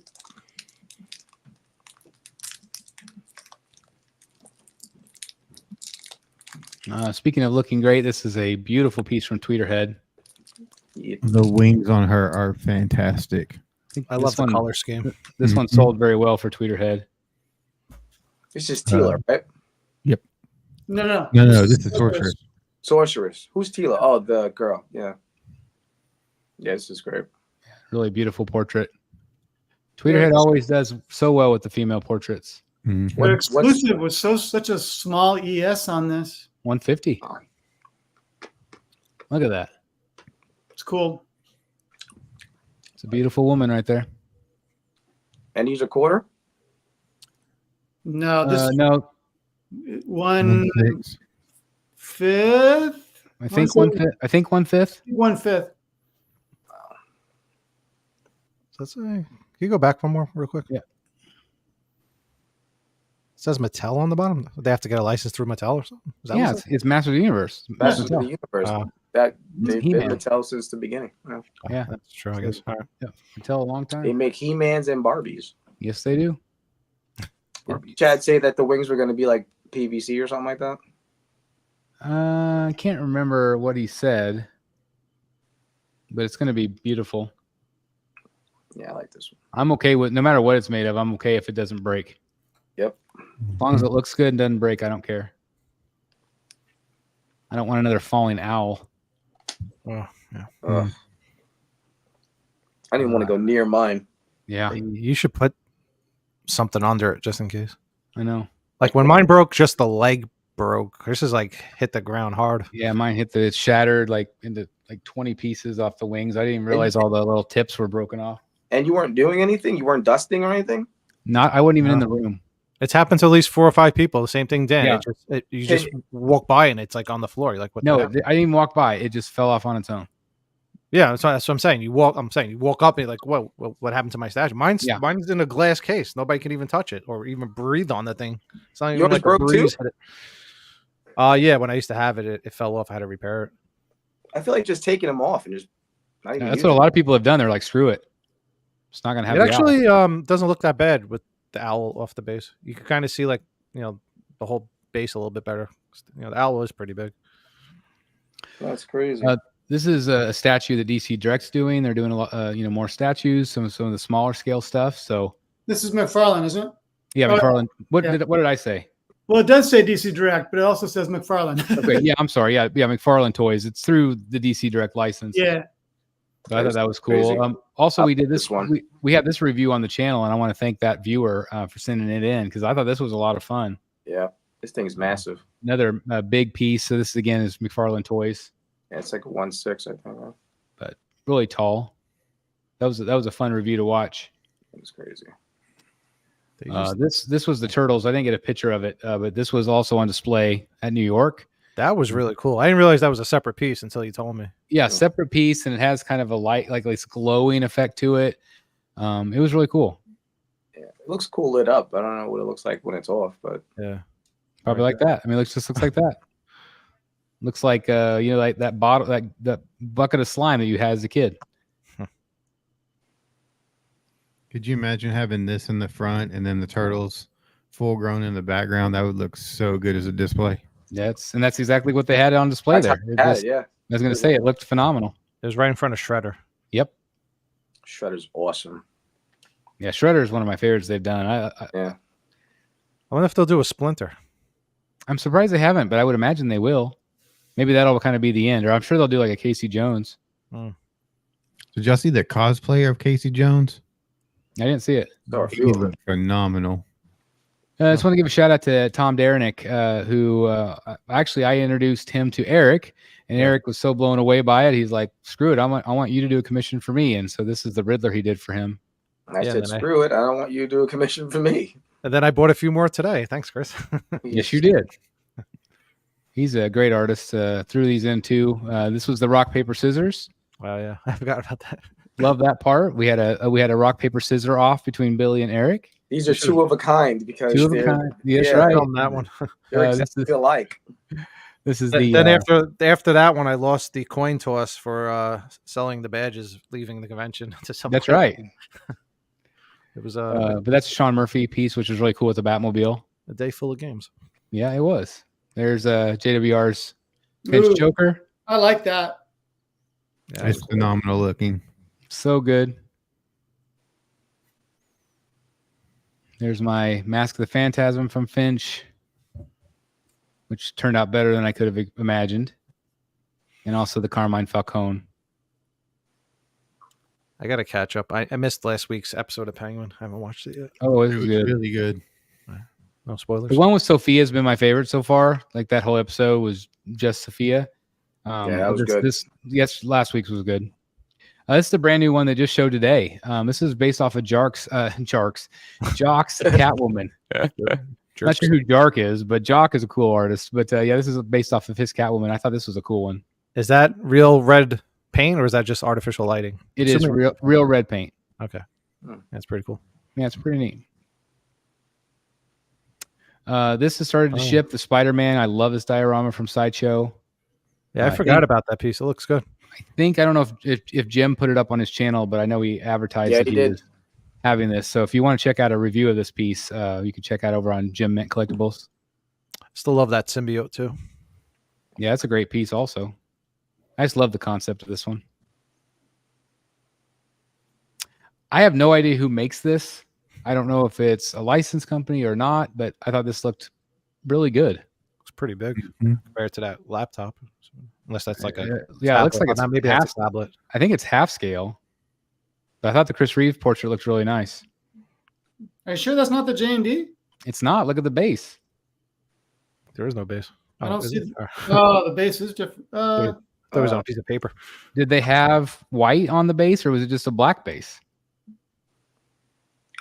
I can't remember. I can't remember either. But I mean, if this is J&D, I think it looks good. I suspect that's probably J&D The it's crystals. got the long thing. Yeah, the crystals in the back look familiar. I feel like the J&D did have like one on each corner. It might be the J&D then. It looks really big though. It looks half scale compared to that laptop. I think that's an iPad with a keyboard connection because my daughter has the same thing. So it's Oh, actually a it could be. smaller tablet. It's not like a big laptop. Like I said, if this is J&D, I think it looks pretty decent. It's not. It looks like the guy from the Pure Arts booth. Yeah, it kind of does. So I don't know. I guess we'll try to find out. Yeah, it's got to be J&D. Oh, and the chat's saying it's J&D. Yeah, J&D, okay, I think it looks good. So I'm buying this one Are you? if the price is reasonable. Jeff, this is not a hero. Yeah, I know, but boy, oh boy, that's Your Riddler claim just went out the window. well, except that this is how I've always pictured the Joker in my Mhm. brain. Me too. It's awesome.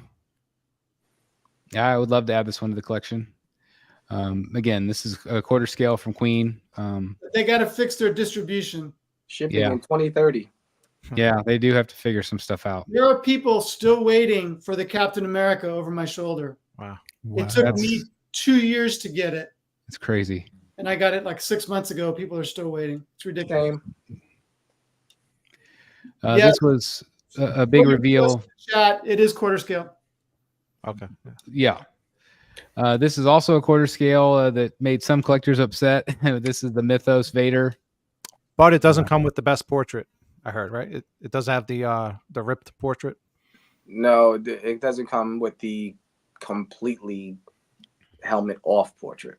To me, that's like the best. Not, I mean, it's cool with this portrait too, but that ripped, half torn mask is pretty awesome. It's got that one. It doesn't. does? Have, yeah, it doesn't have That's the it. completely Unmasked. off. Yeah, the Oh, unmasked. okay. Yeah. But Yeah, I, just, I agree. the one The broken helmet is the best one for me. Yeah. Yeah. I didn't realize it came with that. All right. Yeah. It does. And it Well, doesn't come with the that's fire lightsaber. No one Okay. took it out of the box anyway. Right. I like that. That was my favorite part of it too. The fire lightsaber. I thought that was neat. But regardless, this is going to sell some. That was different. So my problem with this, I remember when I think you were in San Diego that year, right? When Yeah. they were playing that one? Oh, when they had both of them? Yeah. Yeah. So my problems with that piece was, number one, it's not quarter scale. And number two, there's no light up. Yeah. And no, they it hasn't. fixed both of those things. But they added $450 to the price. So I'm like, "Arr." Yeah, it's expensive. It's cool. crazy. I mean, it's Yeah. kind of a great piece. Listen, It is. even the 1/5 was really great. That's definitely one I miss having. It's a Me great too. piece. I mean, it's one of my favorites the Sideshow's ever done. I'm sort of tempted. I think you should do it. I have to admire it from afar. But it could go in my Disney room. Yeah. It could. It is really big. It's like Yeah. 30 inches tall. Well, I mean, yeah, the fifth scale was massive. I mean, I can't Yeah. imagine how big the quarter scale is. It's going to take up a lot of room. yeah. Well, that's the photos. Again, I apologize that we had to be off for a number of weeks, guys. I'm assuming that we will have a show Wednesday of next week because it's Halloween. So we have to have our Halloween show. Mm-hmm. So it might be a shorter show. I don't know. Maybe we'll just show up and do our thing. Maybe we'll see a giant fish. Never know. You never know. Fish? Mr. Fish. The return of Mr. The Fish. return of Mr. Fish. Man, We'll- that was uncomfortable. I think we Yeah. should all declare Mr. Fishman.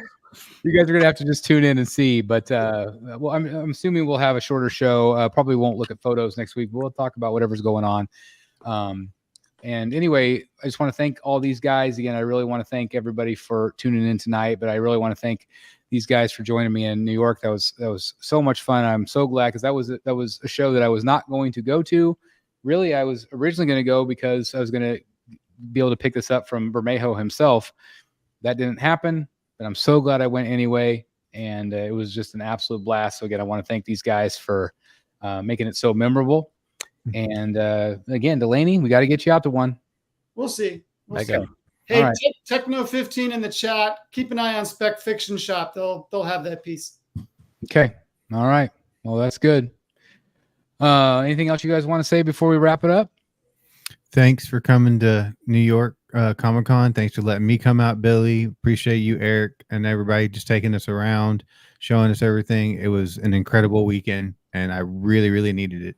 So Yeah, it was a lot of fun. Like Chris always, like everybody always says, it's not the same unless you have like a group of friends with you. It makes the convention experience different. So crazy how New a lot York of fun. Comic-Con is my second con this year Yes. and in my life. And in your life, all in the last 3 or 4 months. Yep. Pretty crazy. But you are officially anointed, sir. And now there's no turning back. I'm okay with that. That's right. With that said, you guys have a wonderful evening. Again, thanks everybody for tuning in, and we'll probably be back next Wednesday for a Halloween show. Until Return of then, the con. see you in the Bat Cave. Bye, everybody. See y'all guys. Enjoy Spooktacular.